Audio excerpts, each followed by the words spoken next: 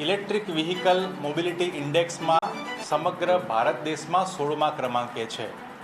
ગુજરાતમાં અને સમગ્ર દેશમાં પેટ્રોલ ડીઝલ જ્યારે મોંઘું વેચાતું હોય અને સેસ અને ટેક્સના અલગ અલગ નાણાં કરીને છેલ્લા 11 વર્ષમાં આ ભ્રષ્ટ સરકારે નાગરિકોના ખિસ્સામાંથી 39 લાખ કરોડ રૂપિયા ખંખેરી લીધા હોય ત્યારે સૌથી સારામાં સારો વૈકલ્પિક સુવિધા ઇલેક્ટ્રિક વ્હીકલ હોય।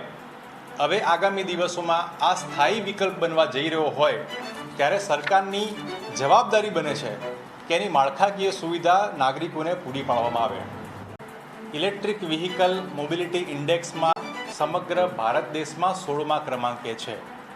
ગુજરાતમાં અને સમગ્ર દેશમાં પેટ્રોલ ડીઝલ જ્યારે મોંઘું વેચાતું હોય અને સેસ અને ટેક્સના અલગ અલગ નાણાં કરીને છેલ્લા 11 વર્ષમાં આ ભ્રષ્ટ સરકારે નાગરિકોના ખિસ્સામાંથી 39 લાખ કરોડ રૂપિયા ખંખેરી લીધા હોય ત્યારે સૌથી સારામાં સારો વૈકલ્પિક સુવિધા ઇલેક્ટ્રિક વ્હીકલ હોય।